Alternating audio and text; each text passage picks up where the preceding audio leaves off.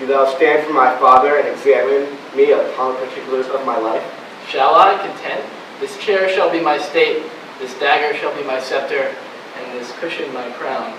Thy state is taken for a joined stool, thy golden scepter, thy leaden dagger, and thy precious rich crown for a pitiful bald crown. Well, and the fire of grace be not quite out of thee. Now shalt thou be moved. Give me a cup of sack to make my eyes look red, that it may be thought that I have wept. For I must speak in passion, and I will do it in King Cambyses' fame. Well, here is my leg. And here is my speech. Stand aside, nobility. For God's sake, lords convey my tristful queen.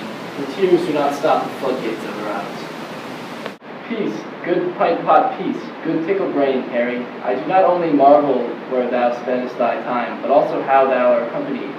For thou, the chamomile, the more is trodden on, the faster it grows. Yet youth, the more it wasted, the sooner it wears. That thou art my son. I have partly thy mother's word, partly my own opinion, but chiefly a villainous trick of thine eyes, and a foolish hanging of thy nether lip that doth warn me. If then thou be son to me, here lies the point. Why being son to me art thou so pointed at?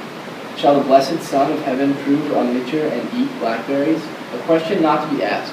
Shall a son of England prove a thief and take purses? A question to be asked. There is a thing, Harry, which thou hast often heard of, and is known to many in our land by the name of pitch. This pitch, as ancient writers do report, doth defile. So doth the company thou keeper. For Harry, now I do not speak to thee in drink, but in tears. Not in pleasure, but in passion. Not in words only, but in woes also. And yet there is a virtuous man whom I have often noted in thy company, but I know not his name. What manner of man, and it like your majesty? A goodly portly man, I faith in a corpulent of cheerful and pleasing eye, and a most noble carriage, as I think his age some 50, or by'r lady, inclining to 80. And now I remember me his name is Falstaff. If that man should be lewdly given, he deceiveth me. For Harry I see virtue in his looks. If then the tree may be known by the fruit as the fruit by the tree, then peremptorily I speak it, there is a virtue in that Falstaff. Him keep with, the rest banish. And tell me now, thou naughtly Barder, tell me where hast thou been this morning? Dost thou speak like a king? Do thou stand for me, and I'll play my father. Depose me, if thou dost it half so gravely, so majestically, both in word and matter. Hang me up by the heels for a rabbit sucker, or a poultry's hair. Well, here I am set. And here I stand, judge my masters. Now, Harry, whence come you?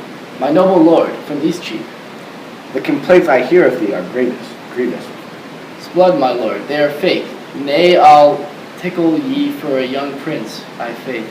Swearest thou, ungracious boy, henceforth never look on me. Thou art violently carried away from the grace. There is a devil haunts thee in the likeness of an old fat man. A ton of a man is thy companion.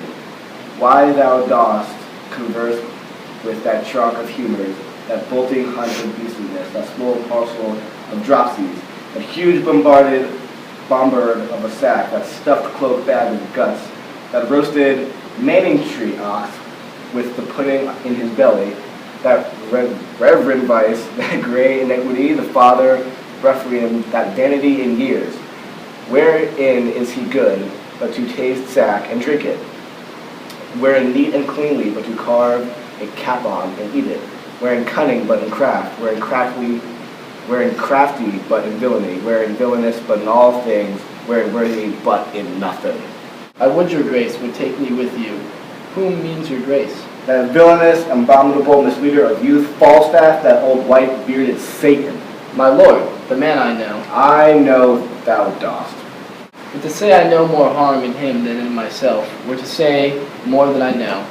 That he is old, the more the pity, his white hairs do witness. But that he is saving your reverence, a whoremaster that I utterly deny.